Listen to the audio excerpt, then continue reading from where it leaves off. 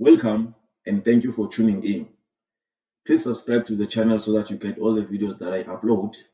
Please like the video and share. So today I will be introducing you to if statements, switch statements, and the looping structures in C++. Now for us to go into understanding the switch, if, and the looping structures in C++, it is important to first understand what is a boolean, the boolean expression, rational and logical operators. That is what these two or three structures use to execute their function or functionality. I prepared a little note here just to guide the lesson or session. So what I will do is that I will look at a Boolean expression first. Now a Boolean expression returns a Boolean value that is 1 or 2. So the definition that is up there sort of covers two things. It covers a Boolean expression, that a Boolean expression is an expression that returns a Boolean. Now, what is a Boolean? A Boolean is a type or a value that is 1, which corresponds to true, or 0, which corresponds to false. So a Boolean is a binary value, 1 or 0, which 1 corresponds to true and 0 corresponds to false. Now let us get into what a rational operator is. Now, rational operators, these compare, so they are operators that compare two or more numeric value. Now, the important part of that definition is this part here, that it compares numeric values. Now, I have listed a couple or all rational operators. The greater than, this is the greater than sign, the smaller than, greater or equals to, and then less than or equals to. You've got equals to, and then you've got not equals to. And then you can also include not, which sort of converts or maybe gives you the opposite, but it's fine. Let's not look at that. Now, these are the important rational operators that you will be using all the time in your if statements. Right, so just to show you how it works is that if you have 2 and then you have 5, you can use these rational operators to compare. Now this is the smaller than sign. So is 2 smaller than 5? Yes. So this will return 1 or true. And then you can also compare 2 and 5 by saying is 2 equals to 5? This will return 0, which means false. Right, so that's how these logical operators work. The last one that I can do maybe is 2 not equals to 5? Yes, 2 is not equals to 5. That is true. So that is how you use, or that is how rational operators work. Now moving on swiftly to the next one, which is called the logical operators. Now this one is a bit bulky in terms of understanding and what it does. So let us try to understand this one and go slowly through it. Now, logical operators compare 2 or more Boolean values. Now you see why I highlighted numerical values on top. That's the difference between these two operators. Rational operators, they compare numeric values, and then logical operators, they compare Boolean values. Now, Boolean values, as I've said, it's 1 or 0. So those are the two Boolean values. Now let us go through our logical operators. The first one is the AND operator, which is denoted by those characters in C++. So that's the syntax of writing an AND. Now, what an AND operator is that it looks at the left and right operand, then return true if they are both true, and return false if either is false. Now let me just write that quickly on the side in writing. Let me get the red color. So we are saying if we have true, which is 1, and 1, that will give us a 1. And then if we have false and true, that will give us false. If we have true and false, that will give us false. And then if we have false and false, that will give us false. So for the AND operator, for you to get a true, they must both be true. Then let us move to the next operator, which is an OR operator. Now the OR operator in C++ syntax form is denoted with those two characters. Now what this operator does, that it looks at the left and right operand, then returns true if either of the two operand is true, and return false if both of those operators are true. So it's the opposite of AND.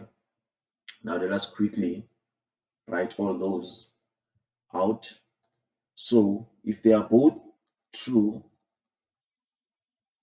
that will give us a true. If this is false and true, that will give us a true. If this is true and false, that will give us a true. If this is false, oh my God, I see I'm using the wrong operator, that will give us a false. Now this is not how you represent a OR.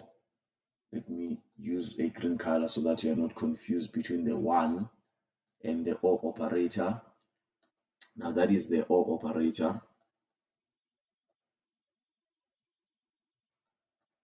So 1 or 1 will give you true, false or true will give you true. So we want only just one of those operands to be true, then it will give us a true. That's how the OR operator works. Then they both need to be false for you to get a false on the AND operator. So let us move on to the last one, which is called the NOT. This is the easiest one. The NOT operator, all it does is that it converts a boolean from true to false and false to true. So we are using an exclamation mark as a syntax for that. So quickly, if you say not 1, that will be equals to 0. And then if you say not 0, that will be equals to 1. So not true is equals to false, and not false is equals to true. So it just gives you the opposite. Now let us move on now to the actual structure and test out these logical and rational expression and show you how it works in an if statement. Now let us first understand what an if statement is. Now an if statement evaluates a condition or the condition in parentheses and executes the code inside the if statement scope if the condition is true, and it skips the code if the condition is false. Now that is simple in terms of how it works, that the if statement looks at the condition, it checks the condition, and then if the condition evaluates to true, we execute the code inside the if statement. And then if the condition evaluates to false, then we do not execute the condition inside the if statement structure. So that is the basic functionality of how an if statement works. Now, an if statement in its form, it's called a control structure, that it controls which code should be executed and which code should not be executed under what conditions.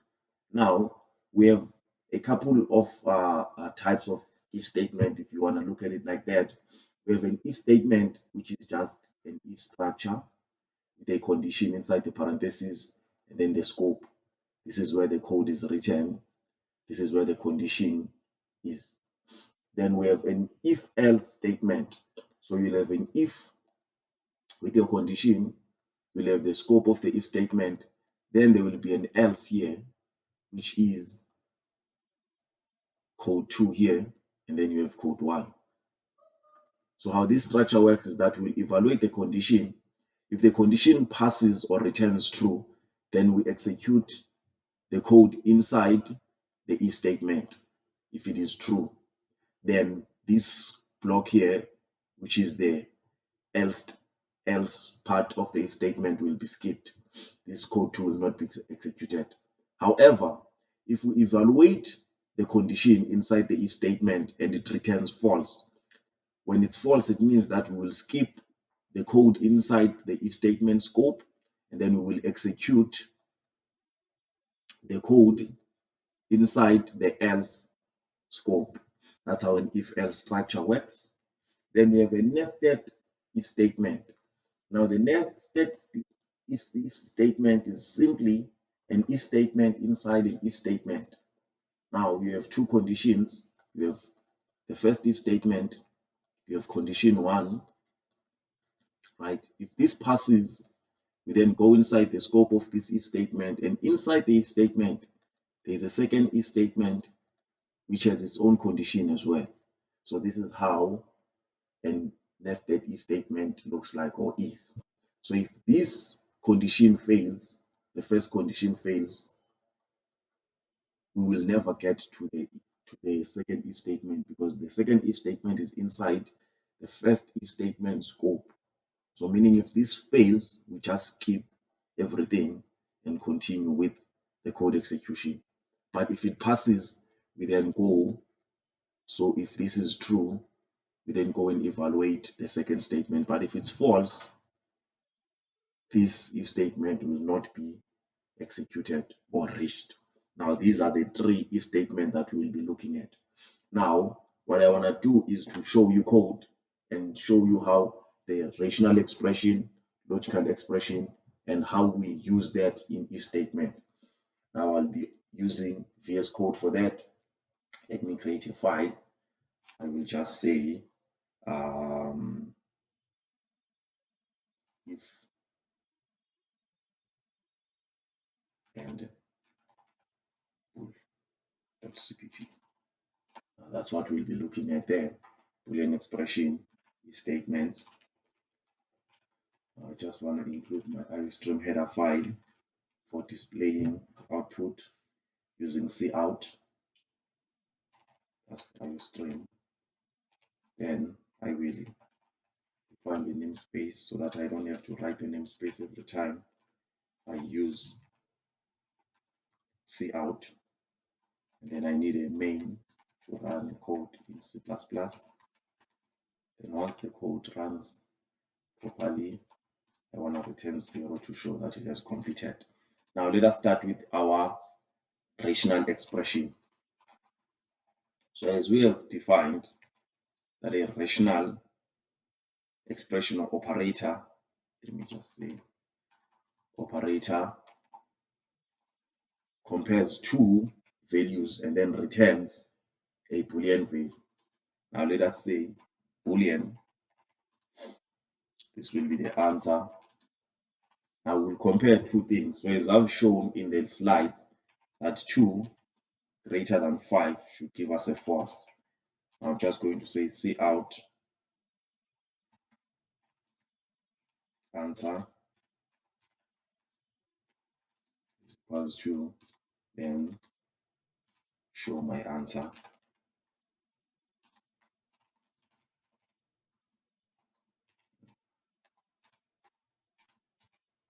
So this will evaluate is 2 greater than 5.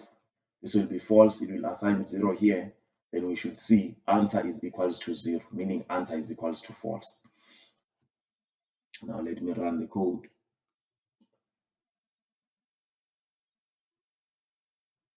As you can see, answer is equals to 0, which 0 corresponds to false. Now we know that for the Boolean, 0 is false and 1 is true. Keep that in mind. So that is how the rational expression works. Now let us look at is 2 greater or equals to 5, or equals to 5. Still, that should give us a 0 because 2 is neither greater nor equals to 5. Let's say now, is 2 less than 5? Yes, 2 is less than 5, so we should see a 1 there. There is a 1. Then you can check, is 2 less than or equals to 5? Now, those two conditions, 2 is obviously not equals to 5. However, 2 is less than 5. So because of the less than, this operator will also give us a true, because one of those operators are met. Then that's what a rational operator is. Let us then move on to logical operators.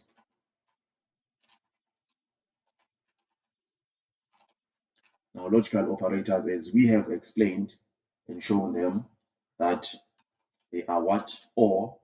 So I will say answer, let's say answer 2 is equals to, we know that this here evaluated to 1 or true.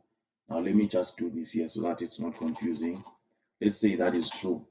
Now you can also write true out in words or write 1.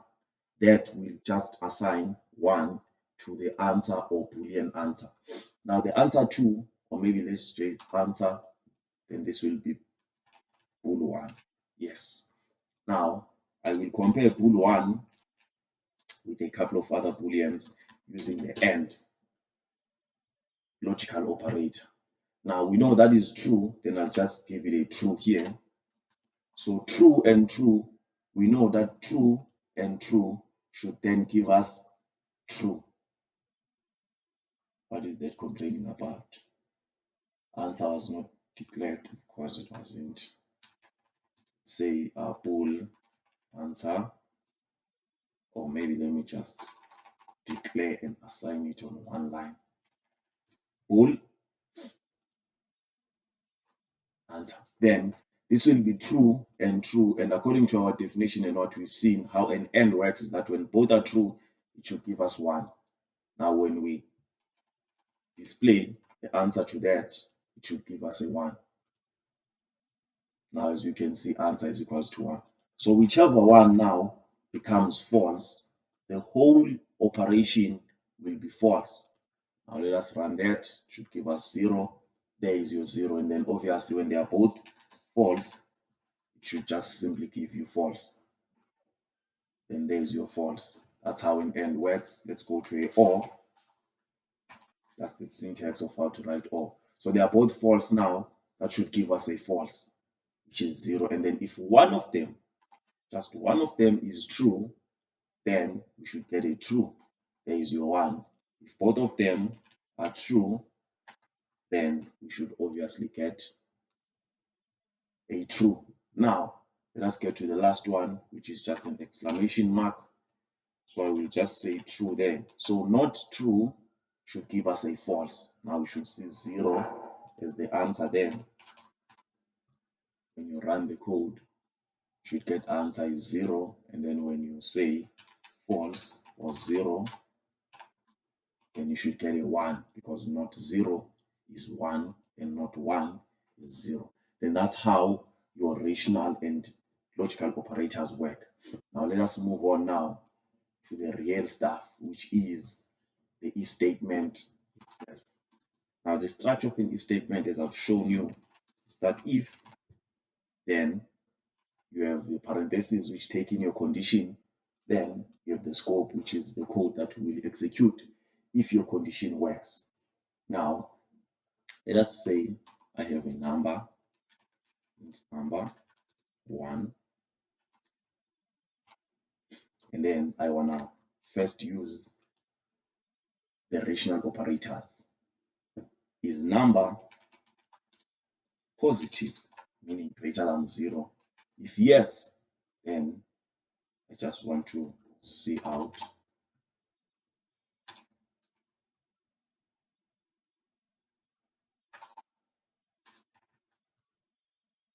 condition is true. So if I run that, because 1 is definitely a positive number or greater than 0, then it will meet that condition that condition will evaluate to true, then this will return a true, then we will execute the scope. Now you can put as many instructions as you want inside the for loop. Let me just duplicate that to 2 instructions. It will execute them.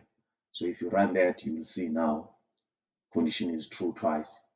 So whichever code you want to write or logic you want to write inside the scope, it will execute all of it if there are no conditions like the nested if statement inside, of course. So that is the greater than sign. Let us look at the less. Now let us make this fail, of course. Is 1 less than 0? No. So this will evaluate to false. Then this condition will not be met.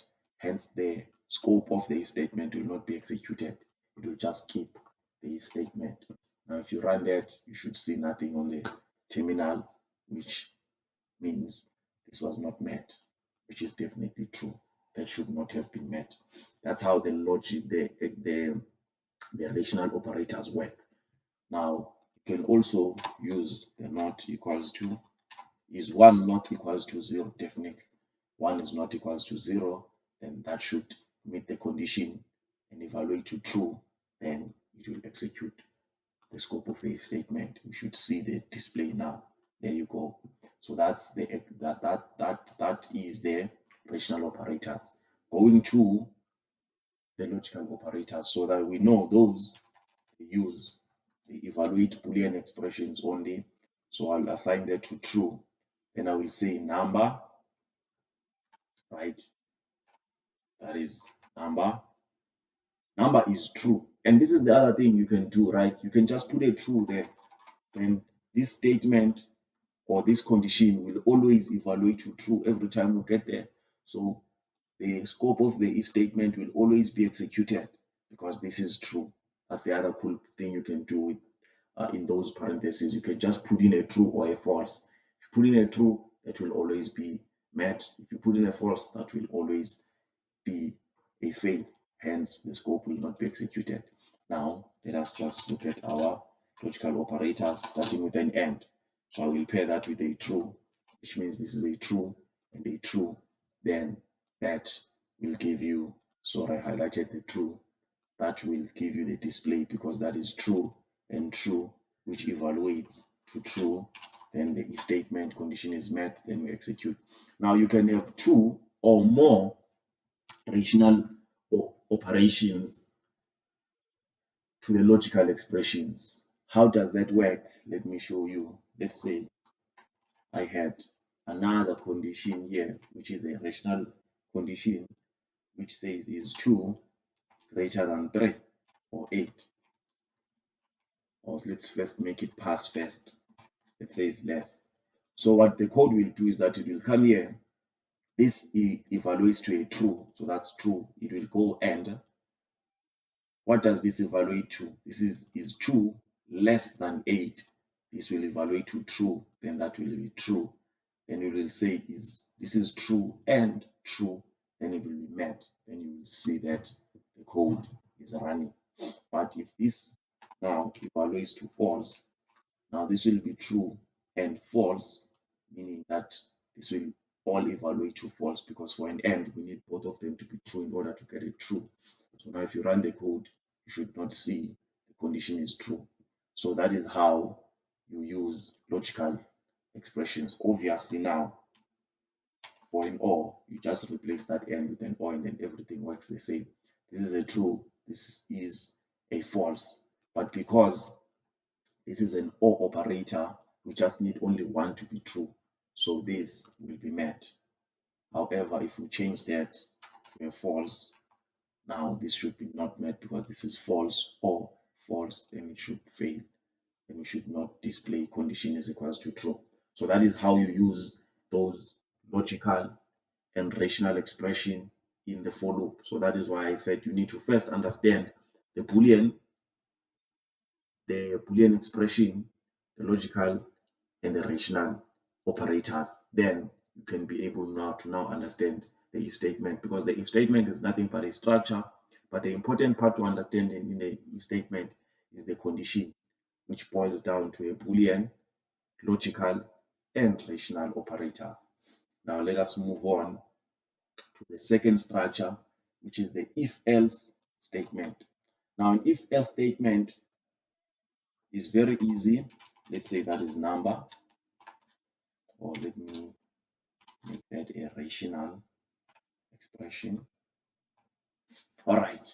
Now, we understand that if this is false, we don't execute the scope of the if. And if this is true, we execute the scope of the if. Now, how does the else work? First, in terms of syntax, we just append it at the end of the if statement scope, the last crocodile bracket there. Put an else, and then this is the scope of the else. So how this works is that if the statement or the condition of the if statement evaluates to true, only the scope of the if statement will be executed. But if this evaluates to false, then only the scope of the else statement will be executed. Let's test that. So obviously 0 is not greater than 0. So this will evaluate to false, meaning now the else statement should be executed. Let's say if statement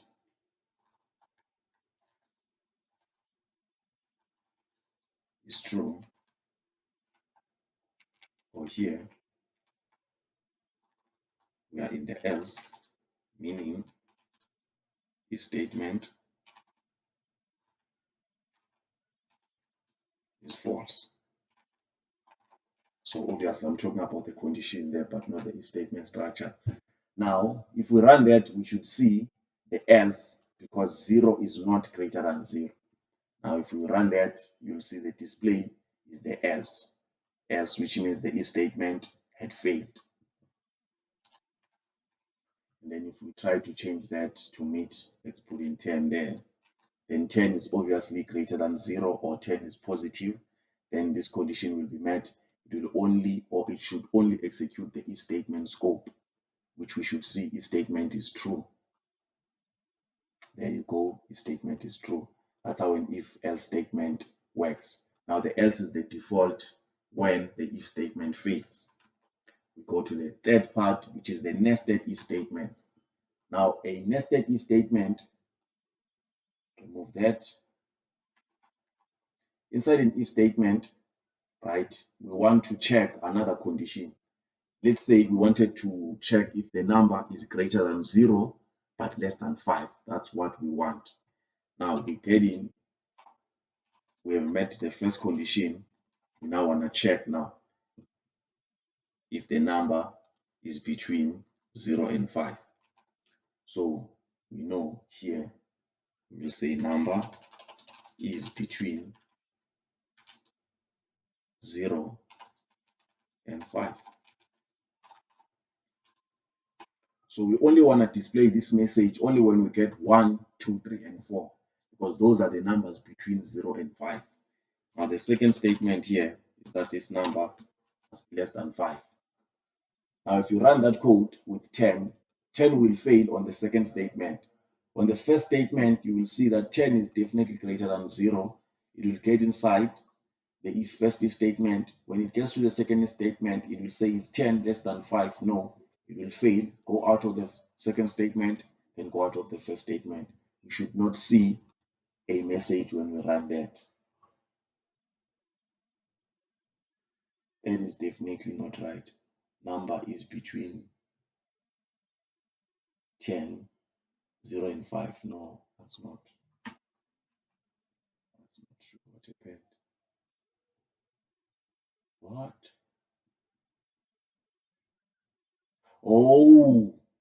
Okay. There's something I missed. The data type has not changed. Now, an important note here, this obviously came by mistake, but it is important to note that with a boolean, right, as I've said, that a boolean is a data type that only takes 0 and 1. So here, let me just show you why this thing passed. We'll just say number is equals to,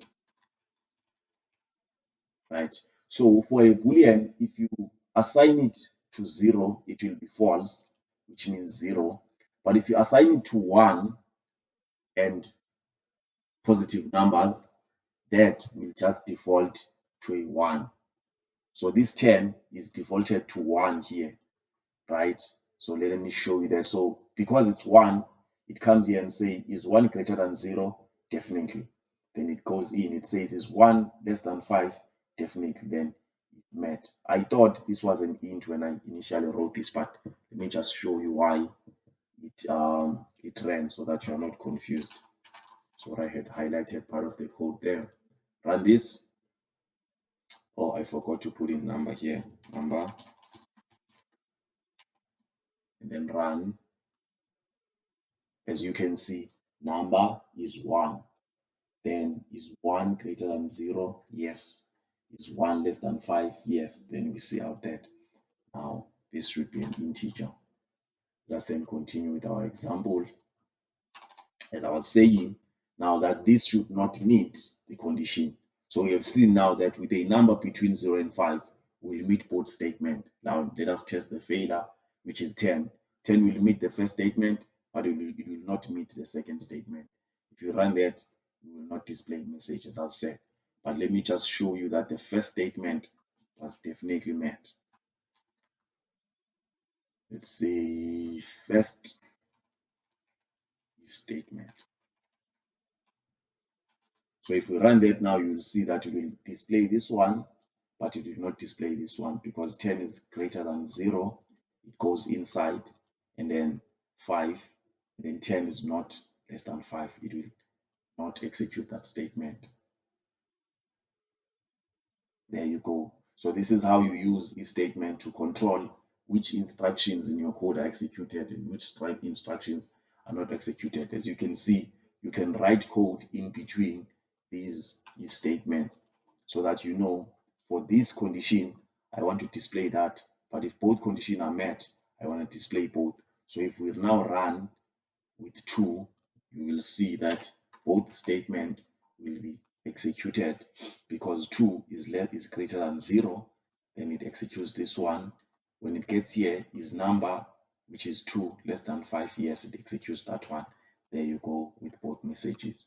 Now that is the if-else if statement and the nested if statement. Now let us move on to the next part of this, which is the switch statement. Now, the switch statement is definitely the same as the switch statement. It is also a control statement or control structure that takes and evaluates any value to control the code. Now, I want to quickly show you what the difference between the two, even though the functionality is the same, there is a difference between the two in terms of, let me say, so first in the structures. Now this is the structure of the if. The if statement, it only evaluates to a boolean, right? It takes in booleans and then evaluates to a boolean. It takes in numbers, evaluates to a boolean using the rational and logical operators. With the switch statement, it takes any, because you know rational expression, it uses numeric values, and then logical expressions uses Boolean values. So you can't use characters and strings and all of that, because even if you use a character in the if statements, in the background what the compiler does is that it converts that character to the equivalent ASCII value or equivalent numeric ASCII value of that character and then evaluates numeric values. However, with the switch statement now, you can compare and evaluate all the data types. Now I will be using an int for that. So it takes in an expression, and then inside it has conditions or cases. Now with the cases, this is how, or maybe let's first show you the syntax here. So you first write switch, you give it a variable or an expression, but it should be a variable here.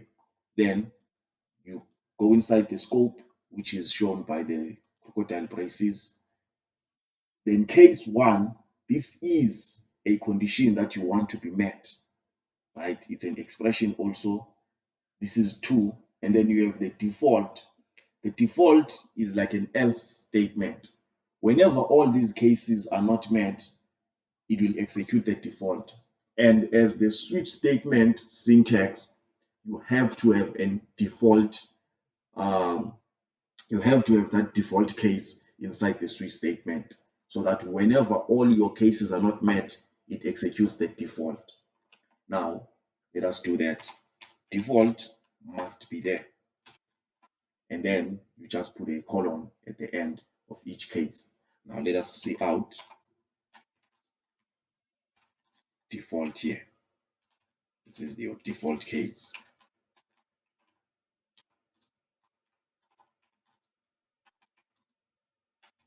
And line switch.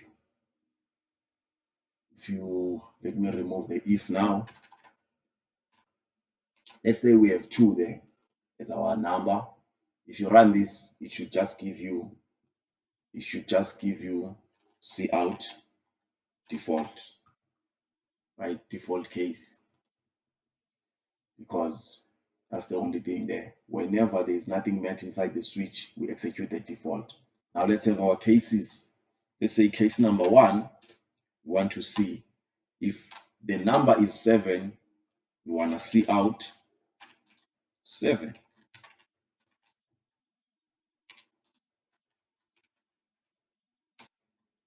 Save. But with each case, sorry, that should be colon instead of a semicolon. In each case, you need to add a break. Now I'll explain a break as the last part of this session, but that is the syntax of a switch statement. You need to have that break statement at the end of each case. You don't need it on the default. Then when you run now, right, with that 2, it will still give you the default case. Why?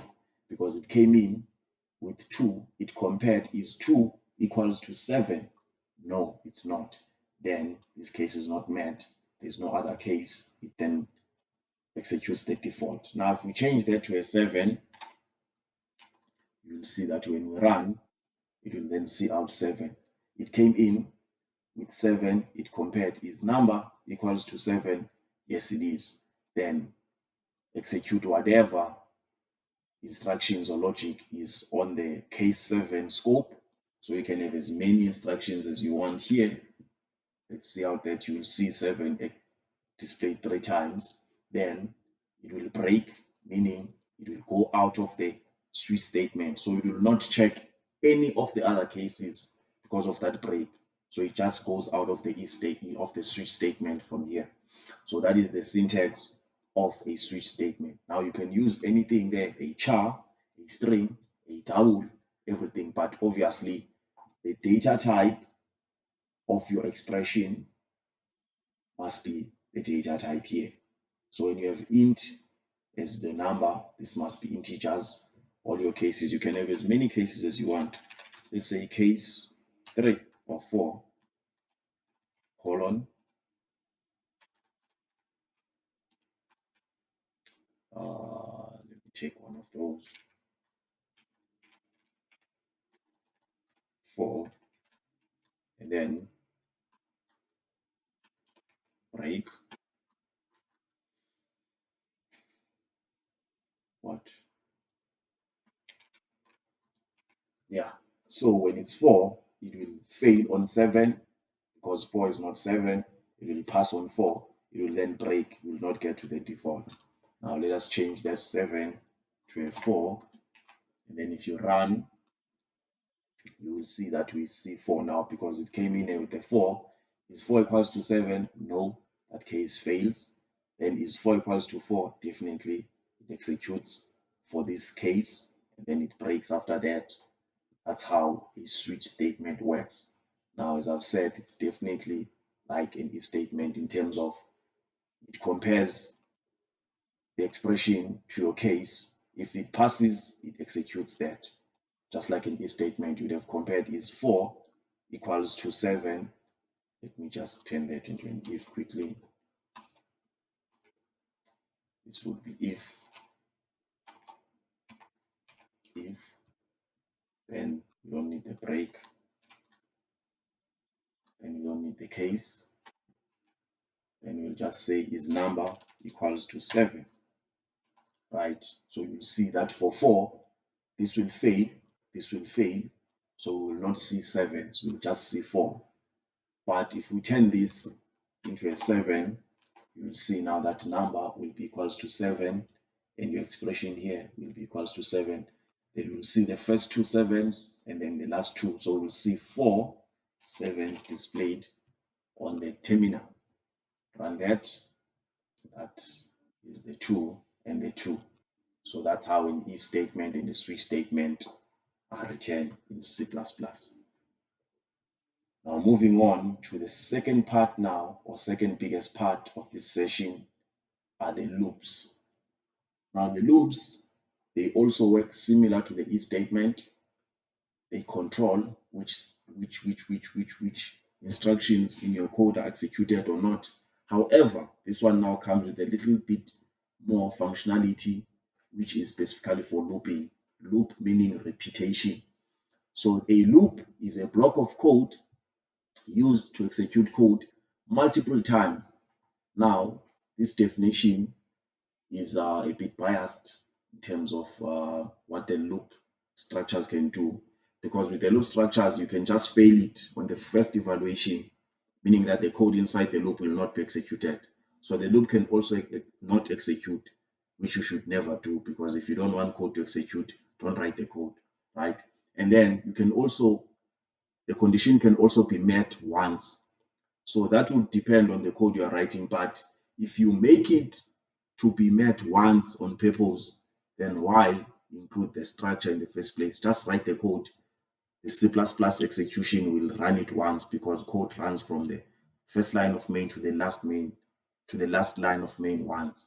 So the main function of a structure is to run code that on certain conditions will be run more than once, which means multiple times. So that is the functionality of the loop. Now a loop takes in a statement or an expression, right, evaluates it, and executes a block of code inside the for loop if the evaluation passes or is true, and stops or breaks when the evaluation fails, which means the evaluation is false. That's how a loop works. This is true, and then this is false. Now continuing, there is this word that is linked to looping. It's called sentinel value. A value used as or in a condition of termination, typically in a loop or recursive algorithm. I'm not going to look at this recursive algorithm. I'm only going to look at the looping structures. So it's just a value that is used. So it's a condition basically, right? It's used in a condition. If that value is met, it continues the looping. If it's not met, the loop terminates, stops. Now there are types now of loops that we'll look at. First one is the while loop. The second one is the for loop. The third one is the do while loop. In coding, definitely, or maybe in varsity or college, for loop is the more famous one, or the more that is used the most. And then do while loop is rarely used, but I'll just introduce you to all of them so that you understand. They are basically the same thing, they just have different structures. So these two, they work the same. This one has just a slight difference to the two, but let me take you through these loops. Now I won't even show you the structures in writing here, I'll just show you the structures in code. Now let us head over to our VS Code. Let us create. This is specifically for loops. CPP. What's going on? Already exists. Okay, let me say looping. There you go. Now let me just copy the first few lines here. Paste. What's that one? return my 0 and close my main. Alright, now let us start with the first one, which is the while loop. Now the syntax, very simple and straightforward. While and then the scope. Now this is where your condition comes in. Now let us say we had int 1, right? Int is equals to 1. And then we have to have an expression here that evaluates to a boolean. So it's the same thing as the if statement. You can use your rational expressions or you can use your logical expressions. So it also uses the rational operators and logical operators. But your whatever statement you have inside those parentheses must evaluate to a boolean. Now let us go. Is number less than or equals to 10? So what I want to do here is to just output numbers from 1 to 10, which means I want to run this loop 10 times. Number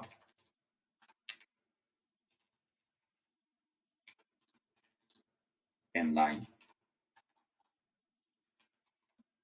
Save. So, my God, oh, that will output a string. But yeah, let's do that. Let's do that. So you'll see that we will output number 10 times, right? We'll output number 10 times. Now, number is not changing. That's my bad. That's my bad. That will be an infinite loop because 1 is always 1. Whenever this while loop evaluates that condition, 1 will always be less than 10. 1 must change. Let's increment 1 by 1 so that it goes from 1, 2, 3, 4, 5, 6, 7, 8, 9, 10. Then when it's 11, this will fail. You'll see that will only output number 10 times now. There. So that's 10 times. Now this is important in terms of maybe you are wondering why do we have loops? Let's say you are given a task to say display number 10 times. If you did not have the loops, what you will do was you would write this statement here 10 times, which means you'll have 1, 2, 3, 4, 5, 6, 7, 8, 9, 10.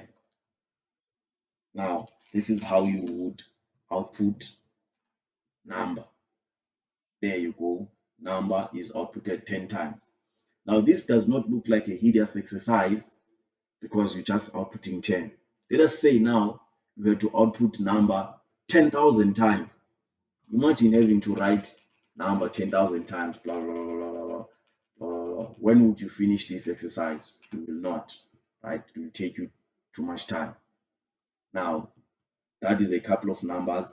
So now I did not meet the requirement of the exercise, which required number to be outputted 10,000 times. But with a loop, all you need is just one statement. Let me control Z this so that it gives me back my code. So you have number, then you start from 1, and then you will break at 10,000. That is 10,000, right? I'm not sure if the underscore will work here, but that is 10,000. Does not work. Let's remove that. That is 10,000. So now you can run this, and boom, less than 1 minute, your code will output number 10,000 times. Now that is a big number. Maybe I should not have chosen 10,000. Let's stop that and output number 1,000 times instead. Now, even if you were to output number, just like I was showing you, manually 10,000, 1,000 times, that is very hideous, very painful. Now, having that loop, that's just how many lines? 1, 2, 3, 4, 5, 6. 6 lines. And then I can output number 1,000 times. Now, for you to do this manually, you have to write cout number 1,000 times. That is not proper code. So this is the value and function of loops. You can run the same code however number of times you want by just controlling that condition right there. So that is the syntax of a while loop. So what it does is that it has a statement. When your compiler hits here, what it does is that it comes, okay, this is a while loop. It checks the condition is 1, less than 1000, let me decrease that to 5 now. Is 1 less than 5? Yes, it is. Then it comes inside, it executes your block of code, which is display number. Then it gets to the second part, it increments 1 by 1, which now number will be 2. It goes back. Is 2 less than or equals to 5? 2 is less than 5. This is met. It display, it increments 2 to 3. Is 3 less than 5? Yes. It displays, it increments it to 4. Is 4 less than 5? Yes. Display increments 4 to 5. Is 5 less than 5? No. But is 5 equals to 5? Yes. This is met. It executes. It increments 5 to 6. Is 6 less than 5? No. Is 6 equals to 5? No. The condition fails, then it exits the loop. So that is why you will see that number is outputted 5 times. 3, 2, 5. So that is how a while loop works. Now in the similar way, an if statement is definitely the same thing as a for loop is definitely the same as if. But the difference now is in the syntax. That the statement now for a for loop is inside those parentheses. Let's say number 2 is equals to 1. Then same conditional expression, number must be less than 5. Then increment number here. So this is how a for loop works. The first part is your statement or explanation or declaration, because you need to declare the value that you will be evaluating. The second part is your condition. And the third part is your statement or instruction. That is the if statement right there. Sorry, let me plug in my laptop there.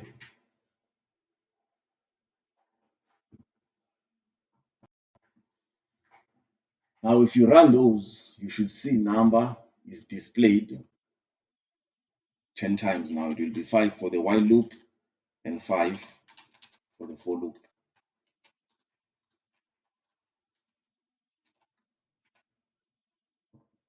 Let's run that. What happened? I only see 5. Did I save code? Yes, I did. And then 4 in 2 is equals to 1. Or is number 2 not number? Because by the time number comes here, number is 6. So it will check, is number less than or equals to 5? That was 6, so this will not be met, so it will not execute. It will fail on the first time. This is 2. Now let's go. There you go. Number is outputted 10 times. So this is how you write a for loop. Now for the last part, it will be the do while loop. Now with the if and while loop, what I said was what will be the difference with the do while. Let me just quickly show you here. Let's say I'm changing this condition to say number must be greater than 5. Then I will meet this loop. Now this will fail the first time. So the for loop can and the while loop can fail on the first evaluation. So you can see there's nothing.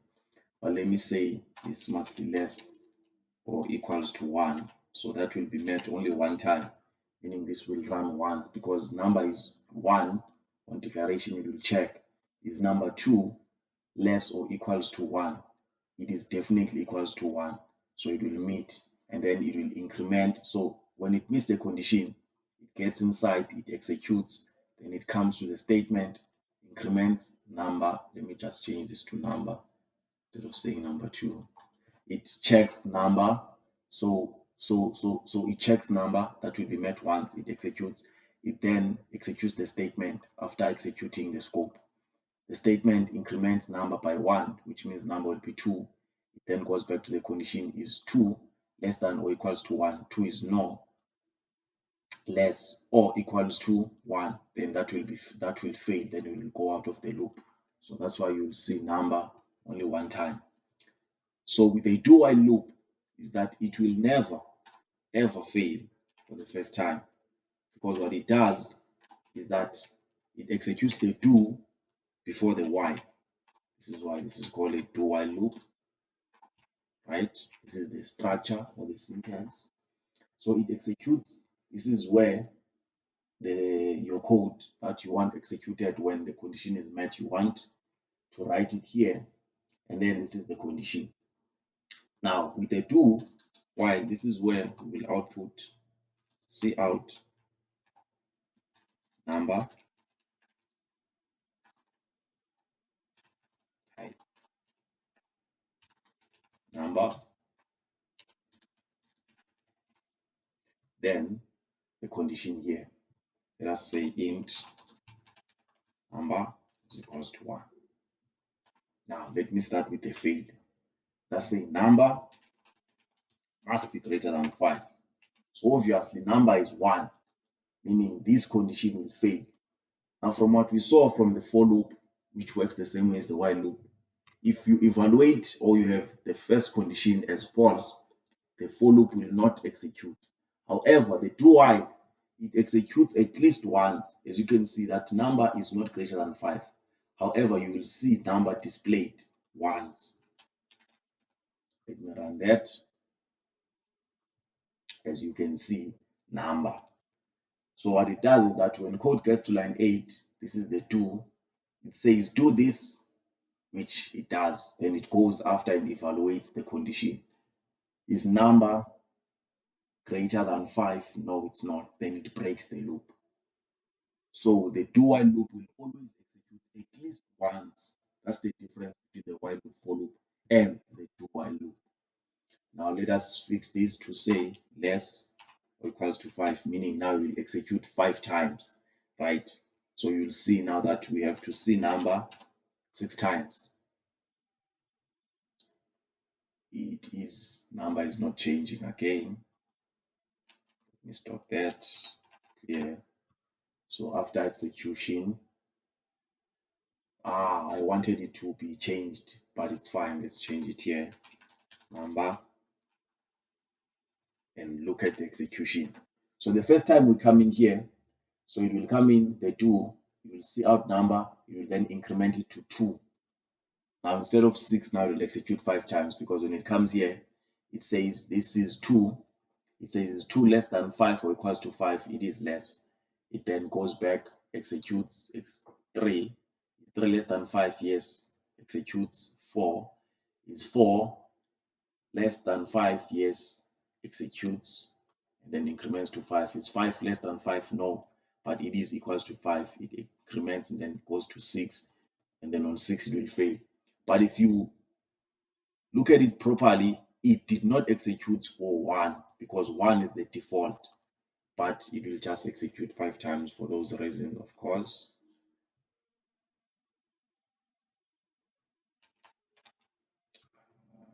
Just close this thing now. And that, there you go, 5 times. So that is how a do while loop, it will always execute at least once. Now I want to use the while loop for demonstrating the last 2 statements, which is break and continue. So it works the same way on all the loops. Just need to see what it does in action. So number must be less than or equals to 10. Let's say I want to display 1 up to 10. Cout number, and then number implemented. So as you know, it will start from 1. 1 will meet this cout 1, blah blah blah, up to 10 times, and then on the 11th time, so when it sees out 10, it will increment 10 to 11. When it comes to check the condition, 11 will not be less or equals to 10, then it will fail. So we should see 1 up to 10 on our console or terminal. Now that is 1 up to 10. Now let us go to the last part of the session, which is the break and continue statement. Now the break statement is an instruction used to break out of a loop or switch statement. And then when encountered, it immediately terminates the loop and ignores all the instructions after that statement. That's what a break does. Now let us come here and say if,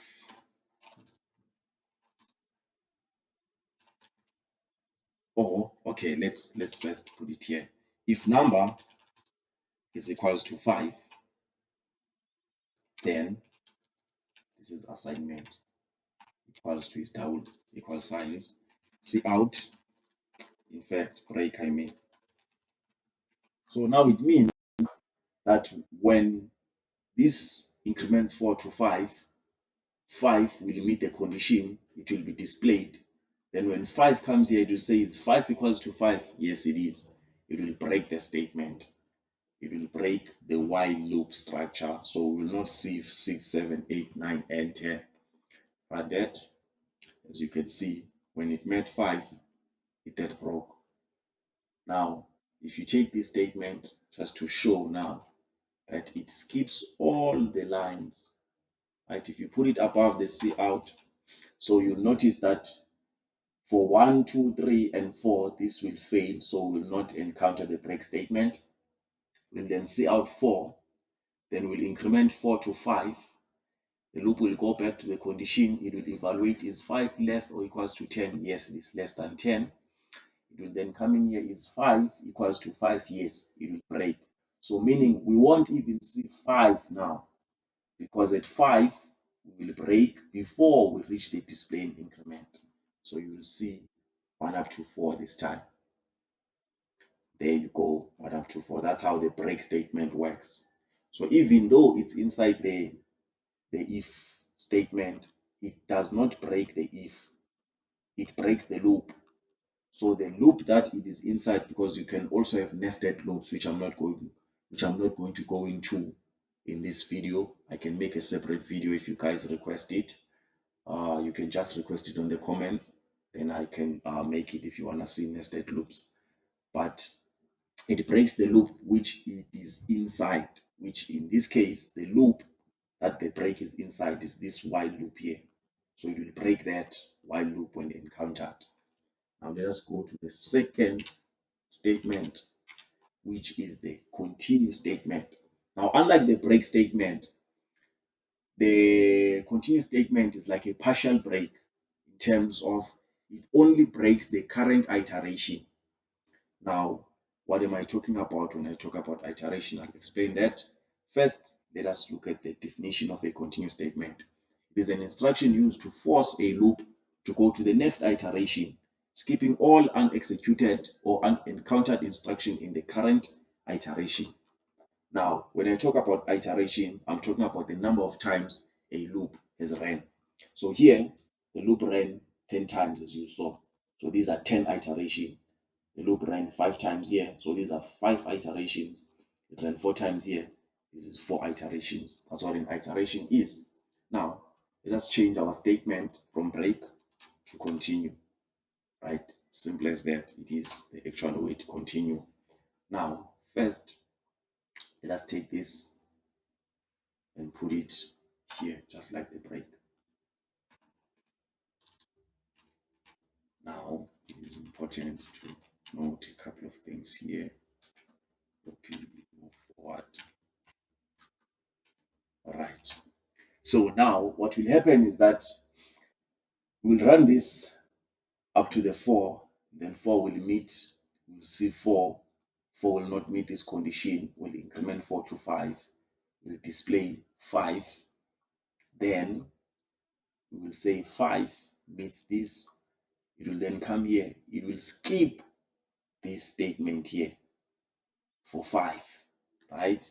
It will not increment, because what continue does is that it forces it to the next iteration. So it forces the loop to just go back and check the condition without completing all its execution. Now it will go back with 5 because after displaying 5, we should increment it to 6, but it will not increment because of that continue, it will force it to the next iteration, meaning it will skip all these lines. It goes here, it checks, is 5 less than 10? Of course, 5, it will display 5, it will meet 5. When it gets here, it will continue again. So this will never increment 5. So we should see now an infinite loop from 1, 2, 3, 4, then 5 all the way. That's pretty interesting, isn't it? There you go, 5, 5, 5, 5, 5, 5. Let me stop that because it will output 5 forever. Now let me see if I can get to the top of that execution. Nope, does not. All right. So how would I show that this is okay? Let's say, let me let this run. Hey, this might confuse you, but anyways, as you can see that it from 5 it just outputs completely 5 all the way. It does not stop. So it's because it's never incrementing this now. Because of that continue, when it's encountered, all it does is it keeps skipping the increment. Now let us swap the increment so that it is always encountered and then see out. Now let us read that code a little bit. So for 1, this will be met. It will increment 1 to 2. 2 is not equals to 5. We'll see 2, and then it will go back. Is 2 less than 10? Yes. We'll increment 2 to 3. This will not be met. We'll see 3. Is 3 less than 10? Yes. We increment 3 to 4. Will not meet that. We'll see 4. We'll go there. Is 4 less than 10? Yes. We'll increment 4 to 5. This will be met.